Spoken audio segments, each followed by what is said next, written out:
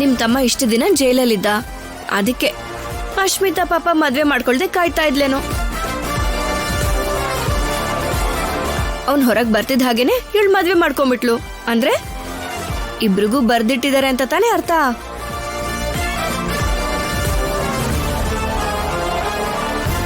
ದೇವತೆಗಳು ತಥಾಸ್ತು ಅಂದ್ರೇನು? ಇವ್ರ ಮದ್ವೆನ ಬೇಡ ಅನ್ನೋದಕ್ಕೆ ನಾವ್ ಯಾರ್ರೀ?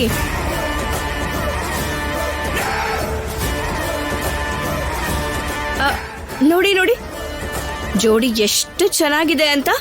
ಅಯ್ಯೋ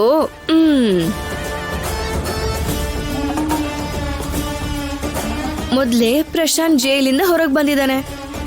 ನಿಜ ಹೇಳ್ಬೇಕು ಅಂದ್ರೆ ಇವನಿಗೆ ಯಾರು ಹುಡುಕಿ ಕೊಡಲ್ಲ. ಅಂಥದ್ರಲ್ಲಿ ಇವನನ್ ಮದ್ವೆ ಮಾಡ್ಕೊಂಡಿರೋ ಅಶ್ಮಿತಾಗೆ ನಾವು ಥ್ಯಾಂಕ್ಸ್ ಹೇಳ್ಬೇಕಲ್ವಾ ರೀ?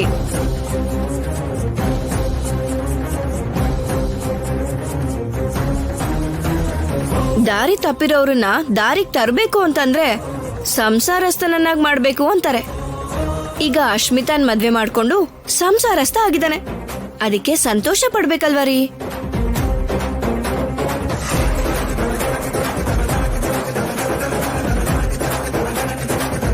ಅಶ್ಮಿತಾಗೆ ನಮ್ಗೆ ಇಷ್ಟು ದಿನ ಆಗದೆ ಇರ್ಬೋದೇನೋ, ಇವಾಗ ಅವಳು ನಮ್ ಫ್ಯಾಮಿಲಿ ಮೆಂಬರ್. ಇವಳ ಕ್ಯಾರೆಕ್ಟರ್ ಬಗ್ಗೆ ತಿಳ್ಕೊಂಡಿರೋ ಯಾವ ಗಂಡ್ಸುನು ಇವಳದ್ ಮದ್ವೆ ಮಾಡ್ಕೊಳ್ಳಲ್ಲ.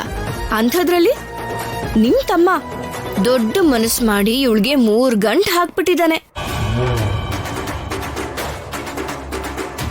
ಅಷ್ಟು ದೊಡ್ಡ ಮನಸ್ಸು ನಿಮ್ ತಮ್ಮಂದು, ಇದನ್ನ ನೋಡಿ ಹೆಮ್ಮೆ ಪಡಿ.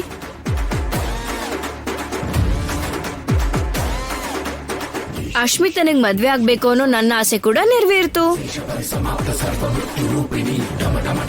ನನ್ಗೆಷ್ಟು ಸಂತೋಷ ಆಗ್ತಿದೆ ಗೊತ್ತಾ? ಈ ಮನೆಗೆ ಅಶ್ಮಿತಾ ಸೊಸೆಯಾಗಿ ಬರ್ಬೇಕು ಅನ್ನೋ ಆಸೆ ನಮ್ಮ ಅತ್ತೆದು ಇತ್ತು, ಅದು ಕೂಡ ನೆರವೇರ್ತು. ಅತ್ತೆ ಕಣ್ಗಳನ್ನ ನೋಡಿ ಹೇಗ್ ಹೊಳಿತಾ ಇದೆ ಅಂತ.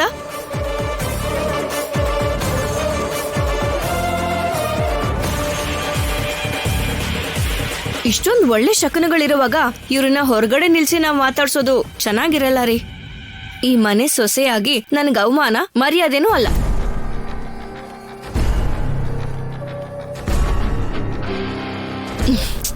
ರಾಜಿ, ಅಷ್ಟಕ್ಕೂ ನೀನೇನ್ ಮಾಡ್ತಿದ್ಯಾ ಅಂತ ಅರ್ಥ ಆಗ್ತಿದ್ಯಾ?